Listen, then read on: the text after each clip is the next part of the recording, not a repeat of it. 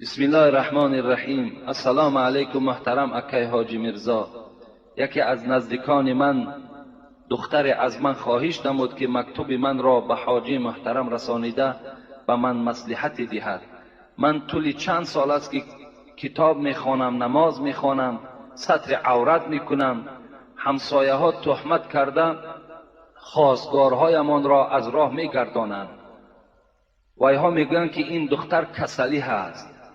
همین کسبه را در سرش مانده و برای همین کتاب میخواند، سطر میکند و برادرانم میگویند که سطر نکن. من با گپ برادرانم بگیرم یا که نی، سطر عورت کنم یا نکنم. البته امروز این سوال یک بار دیگر بر ما وارد شده بود که بعضی همسایه های هستند که به خانه یک همسایه اگر خواستگار آید کار میکنند که پیش راه او را گیرند. هر گونه تهمت هایی که چگونه ما را میکنند، هم گونه تهمت ها را مثال میرسانند که وای کسلی است و وای دیگر است و وای دیگر است گفته، یعنی نمیخواهند که در خانه همون همسایه‌اش یک خرسندی برپا شود. حالا که حبیب خدا میگه لا یؤمن احدکم حتی یحب لاخی ما یحب لنفسه. ایمان کامل ندارد آن مؤمنی که اگر آن چیزی را که برای خودش دوست می‌دارد برای برادرش دوست ندارد. آن چیزی را که برای خودش دوست می‌دارد، یعنی خرسندی را دوست می‌دارد، دختری خودش به شوهر دادن را دوست می‌دارد، لیکن برای همسایش این اگر دوست ندارد، اون همسایه گو ایمان ندارد. المسلم اخو المسلم گفتم پیغمبر، لا یکذبوه ولا یخذلوه ولا یخونوه. مسلمان برادر مسلمان است. باید که مسلمان خیانت نکند، مسلمان دروغ نگوید، مسلمان خار نسازد.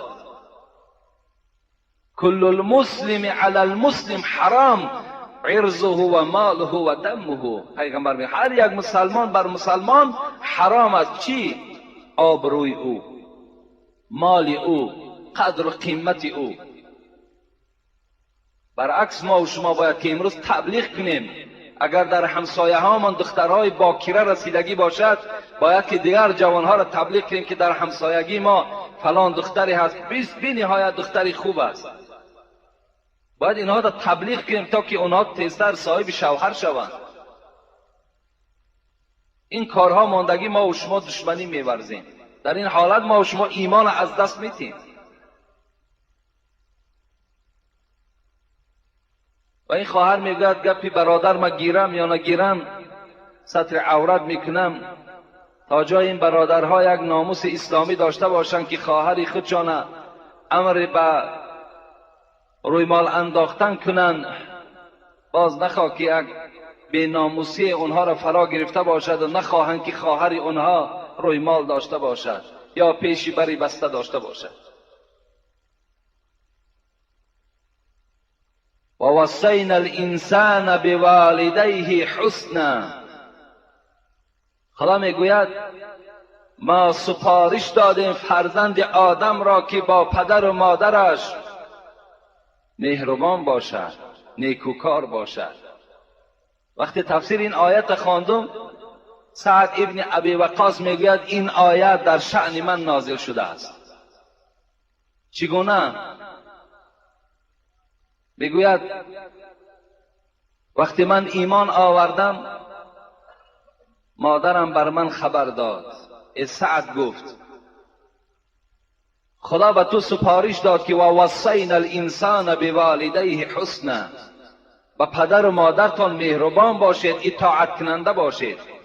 پس من بر تو امر میکنم ای سعد که کافر شو، و الا اگر کافر نشوی من نه غذا میخورم نه هیچ نوشابه می نوشم و این آفتاب سوزانی که میبینی این آفتاب ترک نمی سازم، به زیر سایه نمی روم.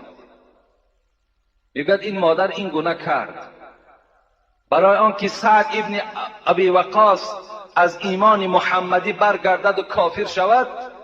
این شرط در پیش سعد گذاشت، یا کافر میشوی یا مادر در همین زیر آفتاب بی غذا و بی شراب هلاک می شود. وقتی میگه زیر آفتاب رفت این مادر، یک شب میگوید تا روز چیزی ننوشید، چیزی نخورد و در آفتاب میگه نشستگی بود. روز دوم شد از آفتاب نمیخیست، برای فرزندش کافر شدن. روز دوم هم میگه تمام شد، مفسرای قرآن میگویند روز سوم بود که مادر بیهوش افتید. سعد بالای سر مادر آمد، چی کلمه گفت؟ مادر گفت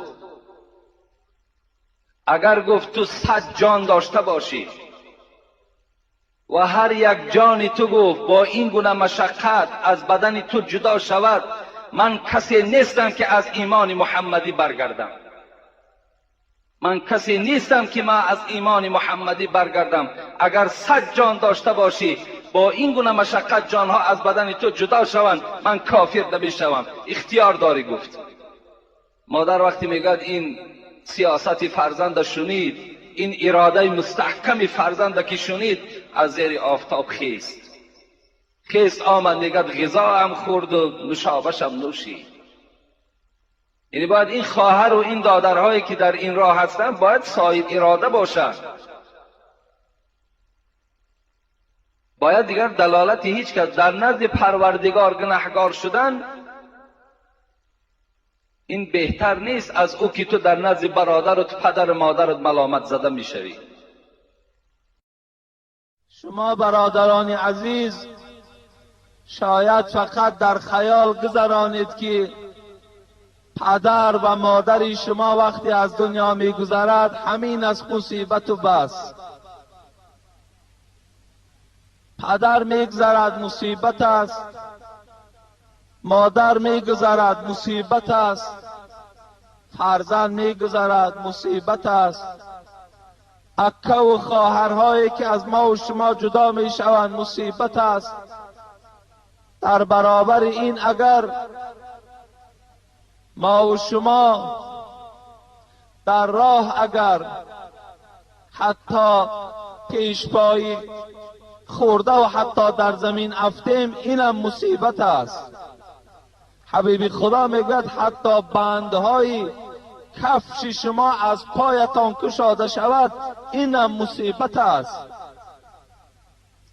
اگر شما فرزندی نااهل، اگر فرزندی که اطاعت پدر و مادر نمی کند، اینم برای شما مصیبت است.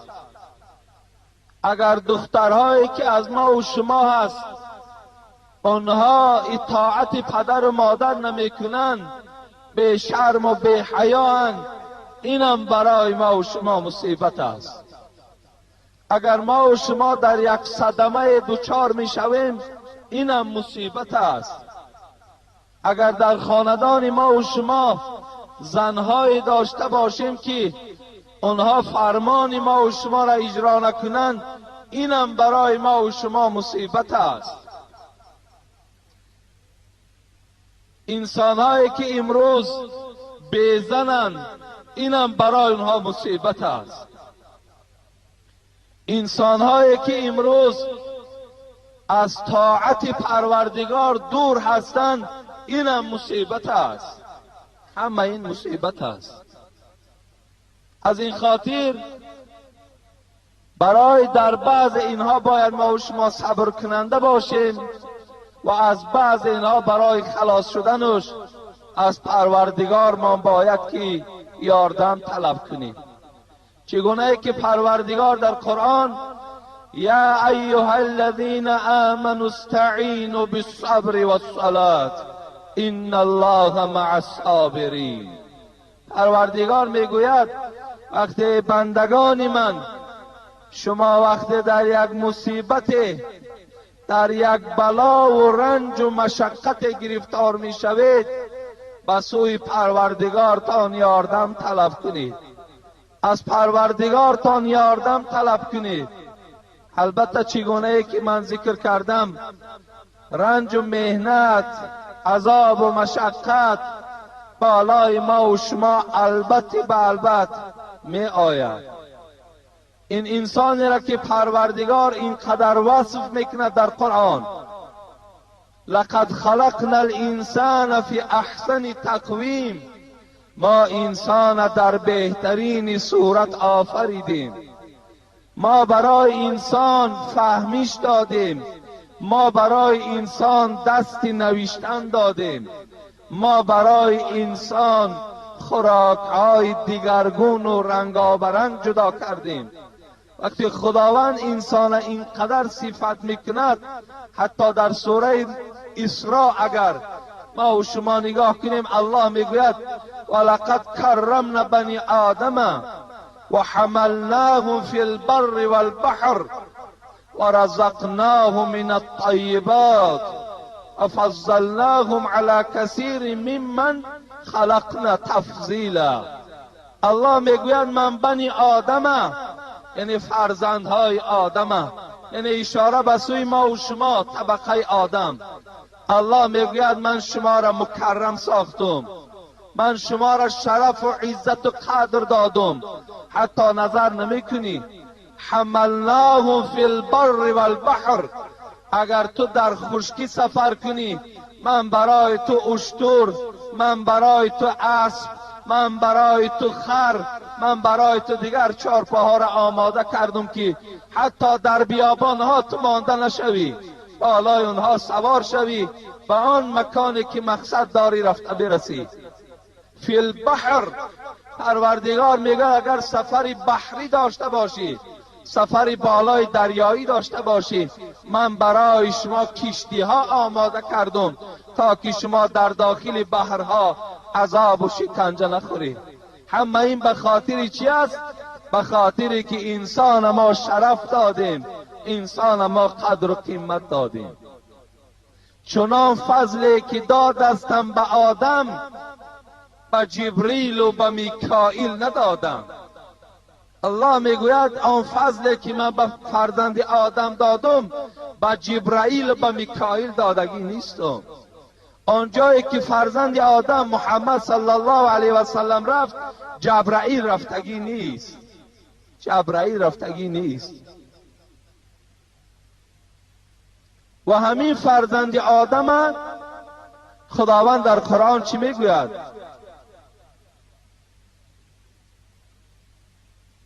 لقد خلقنا الانسان فی کبد، ما انسان در رنج، ما انسان در محنت، ما انسان در سختی های دنیا قرار میدهیم. انسان در سختی ها و بلا و مشقت های دنیا گرفتار می شود. حتی مفسرای قرآن میگن نظر کنین، از روزی که از نقطه اول حیات شما، از همان بطن مادر که گفتی حضرت مولوی درون پرده های تنگ و تاریک، از همون درون پرده های تنگ و تاریک مهنت و مشقت ما و شما سر می شود تا زمانی که ما و شما به دنیا می آییم. در دنیا رنج و مهنت ها می بینیم، بعد این رنج و مهنت ها را دیدن باز به چی روبرو میشیم؟ به مرگ روبرو میشیم.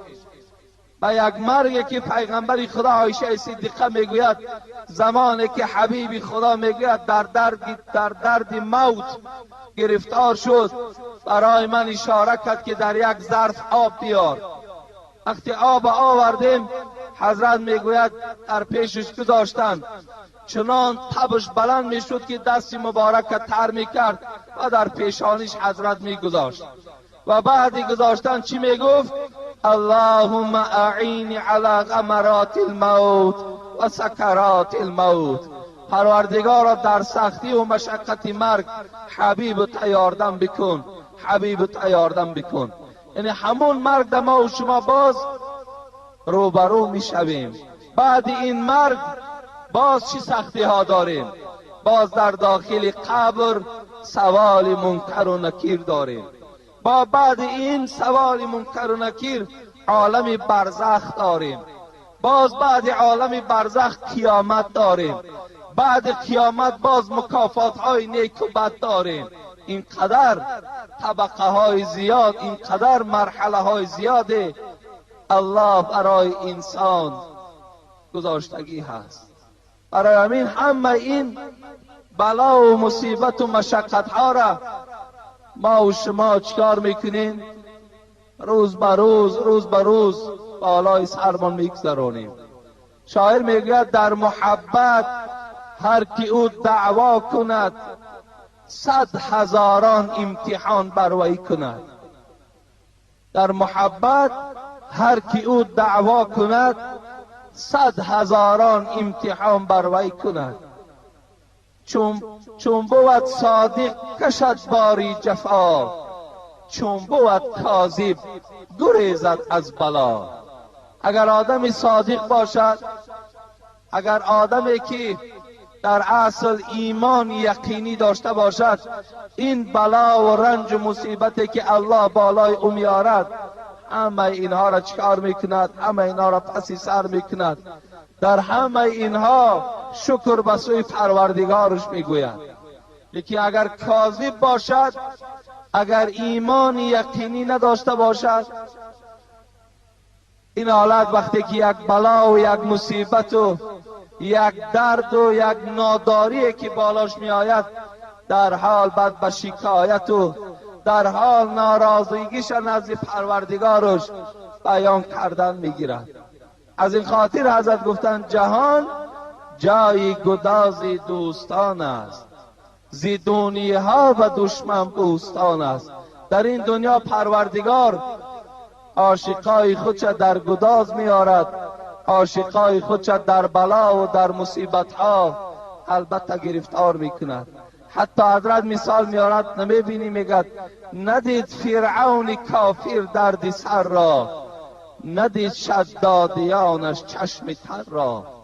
ببین فرعون که دشمن پروردگار بود، فرعون که به کتاب خدا ایمان نه آورد و پیغمبری خدا تسلیم نشد و دعوای خدایی که کرد، الله با این دشمنش چیکار نکرد؟ با این دشمنش حتی دردی سر نداد. گفتی حضرت حافظ که فرعون را به عمر ندادیم دردی سر، فرعون را به عمر ندادیم دردی سر. اگرچه روایت ها میگن فرعون 400 سال حیات دید لیکن دردی سر ندید.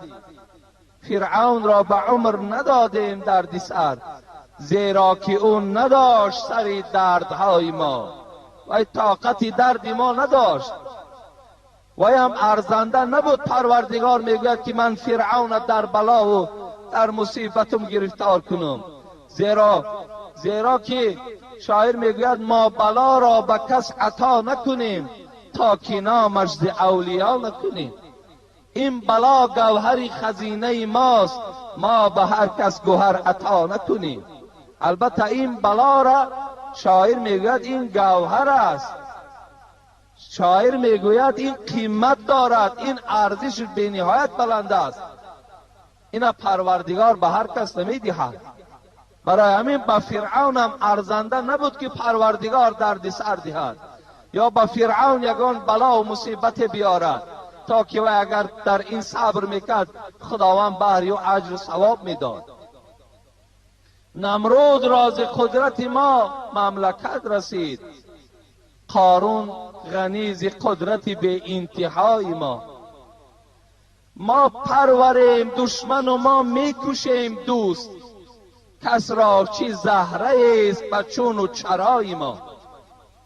حافظ همیشه صبر کن اندر بلا و غم، شاید که او علاج کند سر دردهای ما.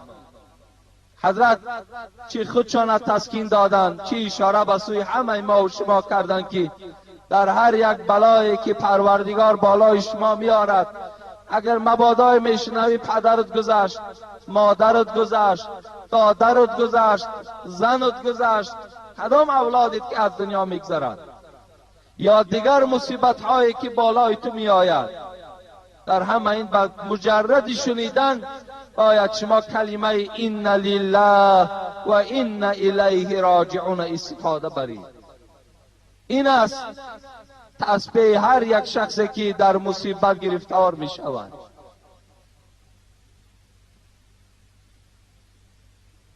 جهان جای گداز دوستان است، زیدونی ها و دشمن بوستان است.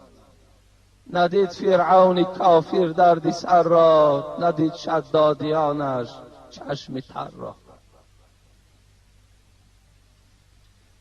ولنبلونکم بشیء من الخوف والجوع.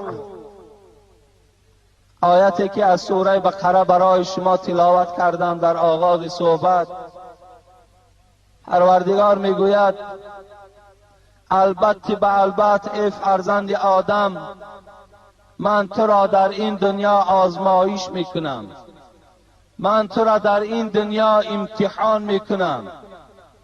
ببینین این امتحان پروردگار است، این آزمایش است برای شما. اگر شما در این آزمایش، در این امتحان اگر صبر کننده باشین، روی خراشی و روی کنی و داد و فیغان نداشته باشین، برای شما پروردگار چی وعده میکند؟ و ایلا اگر شما روی خراشی هم کنین، اگر شما روی کنی هم کنین، داد و فیغان هم کنید، آن چیزی که رفت و دیگر شما باز پس گرفتن هم میتوانید.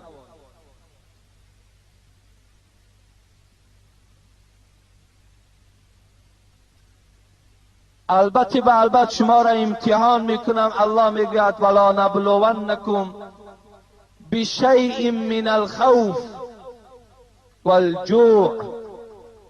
با چی چیز شما را امتحان میکنم؟ با خوف پروردگارتان. بالای شما ترس میارم. کنی نظر میکنیم آیا شما از پروردگارتان میترسید یا نمیترسید؟ آیا در دل شما ترس پروردگار جای میگیرد یا نمیگیرد؟ والجوع. بالای شما قحطی میاریم، ناداری میاریم، چی در شهرتان چی در خاندانی که شما گرسنگی را برپا میکنیم، ناداری را برپا میکنیم، آزمایش میکنیم که کنی زمانی که تو دارا بودی، زمانی که شرایطت خوب بود، اون زمانها پروردگار تو عبادت میکردی، تو 5 وقت نمازی در مسجد داشتی، تو نماز جمعه میخواندی، تو از ماه رمضان روزه میگرفتی. اکنون این زمانی که مال و اسباب و انجام تو را گرفتیم، مقصد این مصیبت است. وقتی آدمی که شرایط باشد، بعد شرایط داشتن خداوند آن مال و اسباب و انجام از ما و شما گیرد و ما و شما را فقیر گرداند بعد توانگری، این خودش مصیبت است. لیکن الله میگوید همین مصیبت من بالای شما برپا میکنم. کنی نظر میکنم که در حالت توانگری، در حالت داراگی چگونه که خدا را عبادت میکردی، در این حالتی که چیزی نداری، فرزندها گویم گریان هستند، از شکم گرسنه اونها نالان هستند، از بدن بی‌لباس به سوی تو شکایت دارند. کنی در این خیل حالت آیا جای نمازت همراه تو هست یا نه؟ آیا در این خیل حالت تو از کی مدد طلب میکنی؟ زمانی که پروردگار اعلان دارد یا ایها الذین آمنوا استعینوا بالصبر والصلاة ان الله مع الصابرین. اندای من وقتی احوالت بد شد، وقتی که کمبودی های در تو پیدا شدن گرفت، وقتی که رنج و مهنتت زیاد شد، از پروردگار و طلب مدد کن. با چی طلب مدد کن؟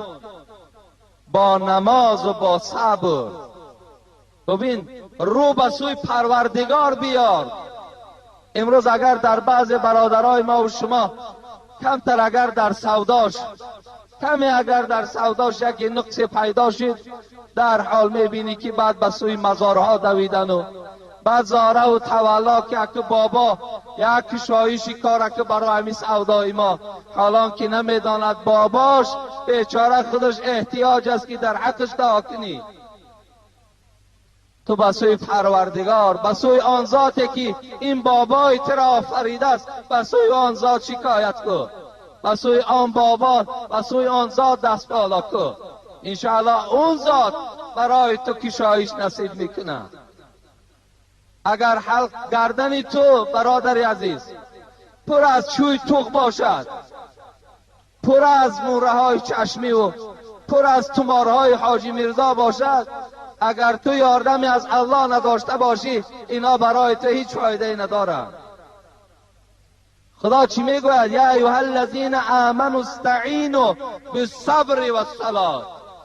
ای مردم، ای کسی که در این حالتهای تنگی میزنین، فقط یاردم از پروردگارتان طلب کنین، لیکن با صبر و با نماز، با صبر و با نماز. زیرا الله میگوید ان الله مع الصابرین، من همراه صابران هستم. صبر کن، باکی ندارد، صبر کن. شاید همین کمبغلی که بالای تو پروردگار آورده است 1 سال دوام کند، شاید 2 سال دوام کند، شاید 2 ماه دوام کند، اینا کسی نمیداند. لیکن تو بالای جای نماز فقط از الله یاردم طلب کن. خدایا بگو که من میدانم که تو مرا امتحان داری، تو مرا آزمایش داری، من بنده شکر کننده تو هستم. اگر تمام اسباب انجام مگیری من روی از عبادت تو نمیتابم، من همون بنده اساسی تو هستم. خدایا گفته دعا در بالای جای نمازت بکن. وقتی حضرت امام عبدالله ابن عباس به سوی خانهش می آمد، یک خوشخبری از پیش راش پر آمد و گفت ای عبدالله، گفت همون یگانه فرزنده که دوست رویک بود و تو دائم نوازشش میکردی، بسیار بچه با ذهن و خدا ترس بود، افسوس که همون از دنیا گذشت. عبدالله به شنیدن این مرگ فرزندش مثل بعض پدر و مادرها داد و فیغان سر نکرد. حضرت از بالای اسبش پایان شد و در همون پهلوی اسبش آب طهارتی که داشت گرفت، طهارت کرد و بالای جای نماز در 2 رکعت نماز خواند. این مرد که خبر داده بود گفت ای عبدالله، گفت من برای تو فوت فرزند خبر دادم، من برای تو مرگ میوه دل تو را خبر دادم، من برای تو مرگ میوه دل تو را خبر دادم، تو باشی نماز میخوانی. حضرت عبدالله چی گفتن؟ گفتن ای غافل، گفتن ای بی خبر، تو آیا نمیدانی پروردگار در قرآن میگوید یا ایها الذین آمنوا استعینوا بالصبر والصلاة ان الله مع الصابرین. تو نمیدانی که پروردگار میگوید هرگاهی که هم مصیبت بالاتان که آوردم، در حال داد و فیغان یک جانب بگذار، 2 رکعت نماز بخوان و یاردم از خدا در این مصیبت طلب کن. با صبر، صبر کن، صبر کن، پروردگار همراه تو است. اگر تو صبر کنی از این دیده بهترین شب برای تو نصیب میگردانم. البته پروردگار قادر است. از این خاطر الله میگوید من شما را به گرسنگی امتحان میکنم، به گرسنگی. امروز بین بعض برادرای ما بعد که دولتدار هستند و یکی به دولت میمانند بعد دستی به جنایت میزنند. بعد میبینی که موادهایی را میفروشند که الله هم از فروختن او راضی نیست، این جمعیت تاجیکستان هم راضی نیست. وقتی دست به این میزند میخواهد که با واسطه این حرام کرده ها از این گوره بحران، از این بحران، از این کمبودی که الله بالاش آورده است برایت، لیکن دور و دراز نارفته میبینی خبرش آمد که در فلان جا دستگیر شد یا با دست فلانی به قتل رسید. برادرای عزیز، در این حالت ما و شما سراسیمه نشویم. این مصیبت ها و مشقت های پروردگار بالای ما زیاد می آید. باید ما بنده های او چیکار کنیم؟ باید صبر کننده باشیم. انشاءالله الله همراه ما هست. من شما را گفت پروردگار من الخوف والجوع، من شما را با گرسنگی چیکار میکنم؟ امتحان میکنم. یعنی در حالت گرسنگی آیا میگوی که بعضی آدم ها هستن میگن همین نان کی نباشه که نمازخوانی تبینم، ولی بعضی همین تا یک با یک طریقی گویه و همین تا درشتانه با بعضی هاش مثل آورده است. کدام همون شکم پرورش، کدام انسانی که در نفس خودش دادگی است، میگوید در یک خانه قرآن بسیار بود و یک نان در بالا بود. همون مرده که قرآن خوان قرآن بسیار تل کرد و بالاش برآمد و بعد نان گرفت. برای همین اول نان بعد ایمان. تو هزار نامعقول کرده، تو هزارها نامعقول کرده. همه وقت البته اگر شکم بی تو سیر باشد از تمامی آن انواعی که الله داده است برای تو، بهترین طعام ها در شکم تو باشد، لیکن ایمان نداشته باشی، حالت چی می شود؟ حالت چی می شود؟ حضرت ابوبکر وراقی گفتن از آن روز به گورستان که خوابم چونین در گریه و حال و تباهم. حضرت ابوبکر وراقی که یکی از دوستان خدا بود و تمام جانش در راه خدا بخشیدگی بود، وقتی که در قبرستان حضرت میگد خوابش کردن، وقتی که حیاتش انجام یافت و شاگردهاش که بردن در قبر جاش کردن، شب در خواب شاگردهاش در آمد. همین ابوبکر وراقی در خواب شاگردهاش در آمد. میگد ابوبکر وراقی را دیدم بسیار غمگین بود و بسیار گریان بود. حالا که وی باید خندان میشد، باید که وی حالش خیلی خوب بود، برای در دنیا وی رنج کشیده بود، زحمت کشیده بود برای نعمتهای جنت. از آن روز به گورستان که خوابم چونین در گریه و حال و تباهم. حضرت به سوی شاگرداش در خوابش گفت ای شاگردای عزیز، گفت این قدر ماهی که من در گورستان خوابم هیچگاه روز آرام دیدگی نیستم، هیچگاه آبی چشم گفت در همین قبرستان از چشم من کنده نیست، بسیار دلم غمگین است. گفتن چرا ای حضرت؟ گفتن آیا الله به تو معامله ناخوب کرد؟ آیا پروردگار برای تو یگان جزای داد؟ گفت نه. گفت بهترین معامله را پروردگار بر من روا دید، لیکن آن چیزی که مرا در غم انداخته چی بود؟ و گورستان از آن روزی که خوابم چونین در گریه و حال و تباهم، که هر مرده بیارند سوی گورستان، ندارد ده یکی اون نور ایمان. ده ها مرده که امروز میارند، در اینجا خبرش به گوش ابوبکر وراقی میرسد که از همین 10 نفر یک تش ایمان ندارد، به ایمان به گورستان آمدند. وقتی به ایمان به گورستان می آید، با او چگونه معامله می شود شما خودتان تصور کنید. خدا رحمت کند خواجه جندی را که حکایت مولوی جنونی در کتابش میارد. یکی از خواجه جندی بپرسید که تو به یا سگی و از کس نترسید. خواجه جندی مثل همین مسجد ما و شما پر شاگردها داشت، تعلیم داد، درس میگو، موعظه میکرد.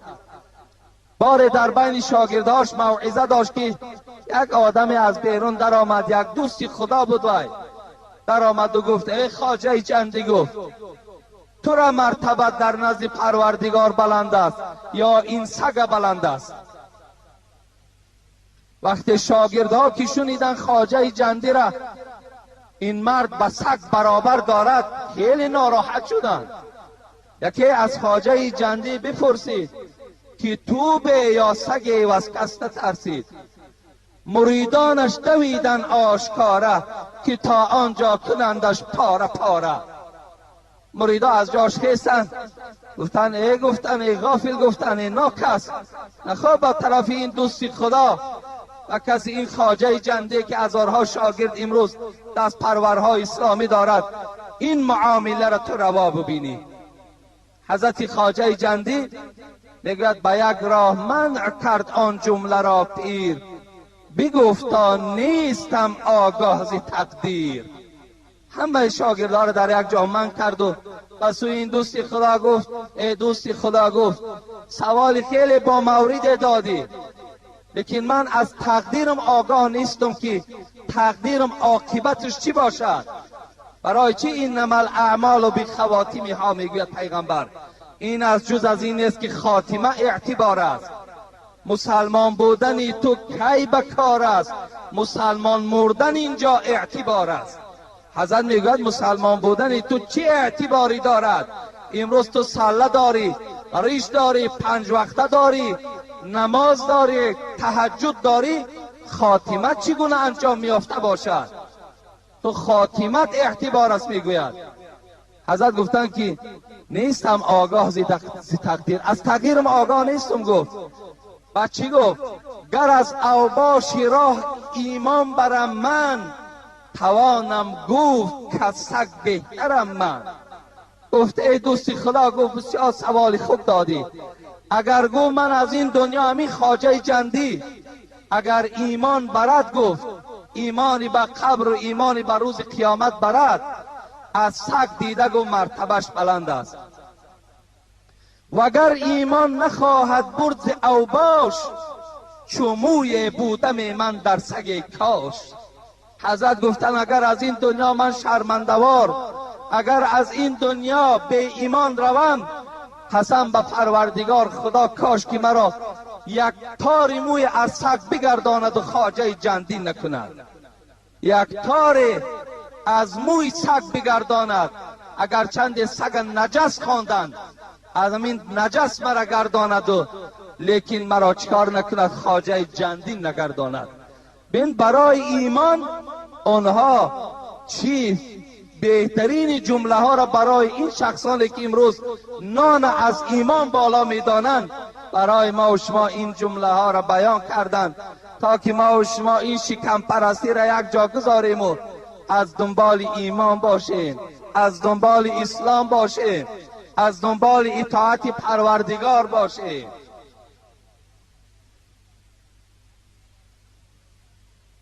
پروردگار گفت من در گرسنگی شما را امتحان میکنم. حالتانه گویم دسترخوان هایی که پر از میوه بود، از تمام نمود قند و قنفت ها آراسته بود، هر روز درآمد بود، حساب نداشت. امروز که من پروردگار تو هستم و همون نعمت ها را گرفتم، دسترخوان تو را خالی کردم. اکنون اون زمان مرا عبادت میکردی. اگر عبادتت برای نعمت های من نباشد، پس تو در گرسنگی مرا عبادت میکنی. اگر عبادت تو برای همون نوش و نعمت باشد، این زمان در تو کفران نعمت میکنی، تو از پروردگار روی میگردانی، قهر میکنی و از این اجر مصیبت و بلایی که بالای تو آوردم تو بی نصیب میشوی. جو و نقص من الاموال، پروردگار میگوید من در مال تو نقص میارم، در مال تو نقص میارم. چگونه که الحال گرسنگی را با این نابودی هر چه من شهر دادم که مالدار بودی به مالت میکنم و سنجش میگذرانم کنی تو چگونه و سوی پروردگارت بندگی تا دوام میتی. نقص من الاموال و الانفس، الله میگوید دیگر سنجشی که بالای تو میکنم این است که از اولاد تو کسی را میمیرانم. گویم که فرزندی داری که از او 1 ساعت جدا ایستادن نمیتوانی، یا مادر تا بسیار دوست میداری، پدر تا دوست میداری، یا برادر تا دوست میداری، یا عائله تا دوست میداری، انمون دوستداری تو را از بری تو جدا میکنم، جان او را قبض میکنم. کنی نظر میکنم که چگونه به سوی پروردگار تو بندگی میکنی، چگونه به سوی پروردگارت سپاسگزاری میکنی. وقتی که میگوید انفس و ثمرات، دیگر سنجشی که پروردگار میگوید من شما را میکنم این در میوه های شماست. بعضی مفسرها گفتن میوه، مقصد از میوه این همون زمین هایی که ما و شما درخت داریم، درخت های میوه دار دارند. من پروردگار میگوید یک زمان میارم که این درخت های تو را خشک میکنم، یا زمان میارم که در درختات هیچ میوه نمیدهم. کنی میبینم زمانی میوه دادن چگونه عبادت داشتی و این زمانی که زمینی تا از میوه خالی است این حالت ده چگونه عبادت بکنی. بعضی مفسرها گفتن ثمرات که میوه گفتن اینجا پروردگار مراد این میوه فرزند است. فرزند است گفتن، فرزند میوه دل است. چگونه حدیث رسول اکرم است که وقتی ملائکه ها آمده جان فرزند ما را می گرفته است، الله می گفت است قبضتم ولد عبدی، آیا جان فرزند مرا گرفتید؟ فیقولون نعم، آنها می گفتند بله پروردگارا جان فرزند تو را گرفتیم. قبضتم ثمرة فؤاده، آیا میوه دل او را کندید؟ مقصد از فرزندای ما و شما وقتی از دنیا میگذرند پروردگار با این فرشته ها میگفته است آلی میوه دل بنده مرا کندید؟ فیقولون نعم، اونا میگفتن بله پروردگارا میوه دل بنده تو را کندیم. فماذا قال عبدی، وقتی این بچه دوستدار که جانش گرفتید اون پدر و مادر چی گفتند؟ چی گفتند؟ از ملائکه ها پروردگار میپرسد فماذا قال عبدی، این بنده من چی گفت؟ فرشته ها چی میگویند؟ میگوید پروردگارا حمیدک و استرجعه، خوش به حال بنده تو میگوید، بهترین فرزند او را میگه جانش گرفتیم، تا جای وی داد و فیغان گوید حمیدک و استرجعه، وی باشد میگه شکر به سوی تو پروردگار، این نعمتی بود که برای من دادیش و باز این نعمت از من جدا کردی. این لله و این الیه راجعون، ما از تو هستیم و به سوی تو بازگشت داریم. بنده تو این کلمات ها را تکرار کرد.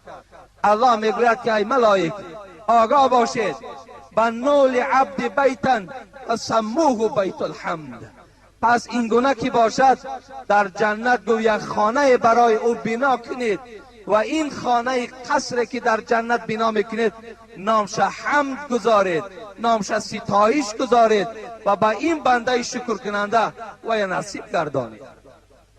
حضرت عطای ابن عطا را حکایت میارن که بار همراه 10 فرزندش میگوید به سفر برآمد.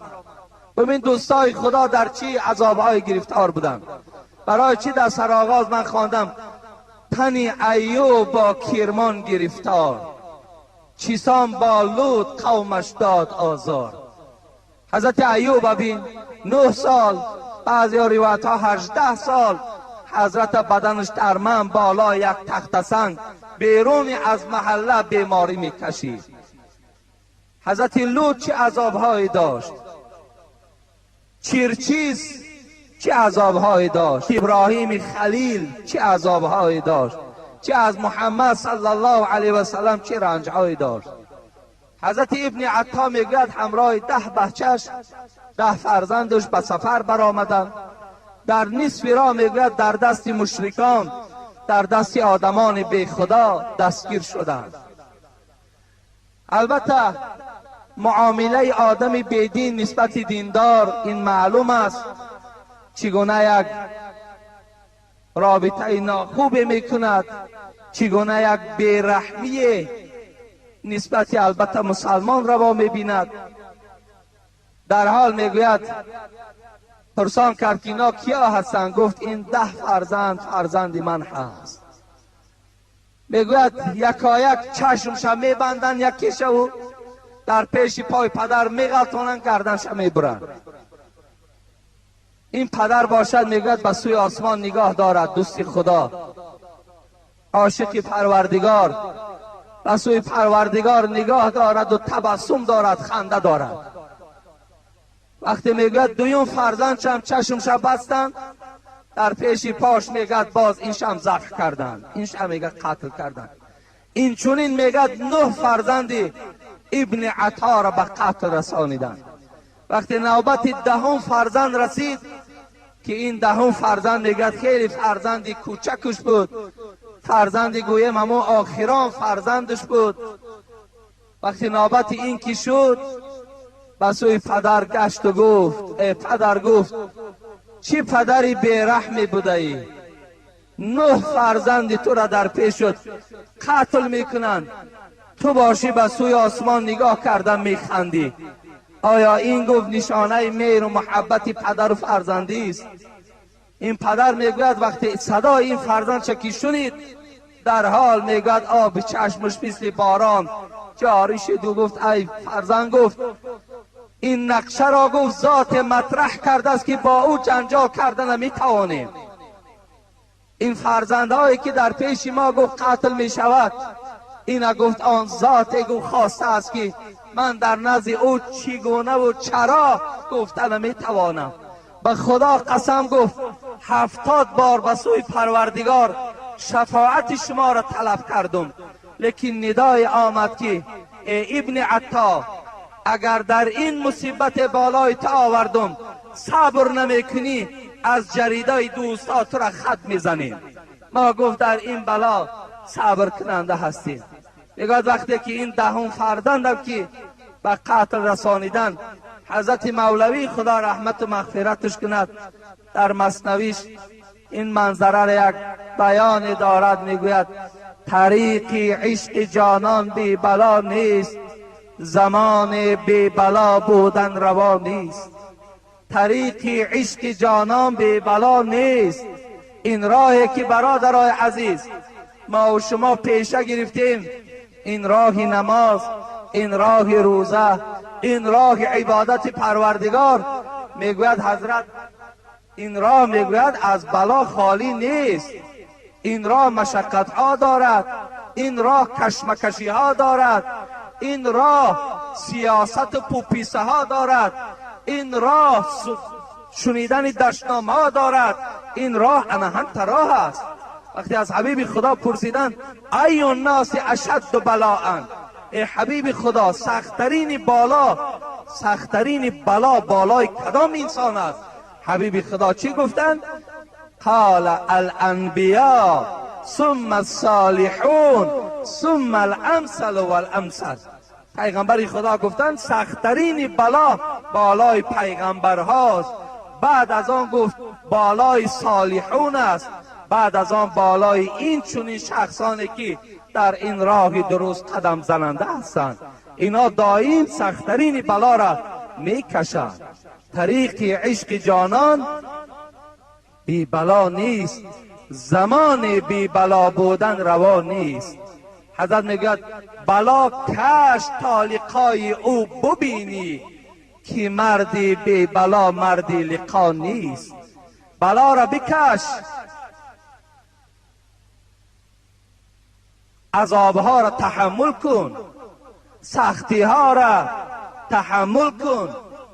هر چیزی که در این راه بالای تو می آید نترس. در حال پشیمان نشو که کاش که بی نماز بشیدیم، یا کاش که همین مسجد نمی آمدیم، اینقدر سخن نمی شنیدیم. نه، حضرت میگوید بلا کش تا لقای او ببینی، که مردی بی بلا مردی لقا نیست. اگر تو خواهی لقای پروردگار تا ببینی، اگر تو خواهی که نوازش پروردگار تا ببینی، در این دنیا تو چیکار کن؟ تو عذاب و مشقت این راه را تحمل کن، عذاب و شکنجه این راه را برداشت کن. اگر 100 تیر بر جان تو آید، حضرت میگوید اگر 100 تیر بر جان تو آید، چو تیر از شست او آید خطا نیست. میانی 100 بلا خوش باش با دوست، خدا آنجا کو بود هرگز بلا نیست. هزارها بلا به سرت بیاید، میگوید تو دوستیت از پروردگار نکن، تو رابطت با پروردگار قطع نکن، هرچند که اگر بلا و مصیبت بالای تو آمدن گیرد. میان 100 بلا خوش باش با دوست، خدا آنجا کو بود هرگز بلا نیست. حضرت در آخر میگوید از آنجا هرچی آید راست آید، تو کجمنگر که در کجبین وفا نیست. از آنجا هرچی می آید اونا تو خوب استقبال کن. هر چیزی که از اونجا می آید وای غلط نه آمده، وای درست آمدگی است. پروردگار هر درد و بلایی که از آسمان فتد اول به لوح سینه صاحب دلان رسد. هر درد و بلایی که از آسمان می آید اول کجایی که یک بنده که در راه پروردگار خدمتگار است اول بالای اون می آید تا که از این نعمت، از این گنج پروردگار این بندش چیکار کند؟ برخوردار کند. این است البته یک مختصراً در اطرافی که انسان از بلا و مهنت هیچ وقت خالی نیست. ما و شما خواهیم نخواهیم بلا و آفت بالای ما و شما می آید. از این خاطر بهترین صورتش همین است که ما و شما در همه بلاهایی که پروردگار بالای ما می آرد ما و شما صبر کننده باشیم. و آخر دعوانا عن الحمد لله رب العالمین. انشاءالله ما این موضوع را باز جمعه های آینده دوام می دهیم.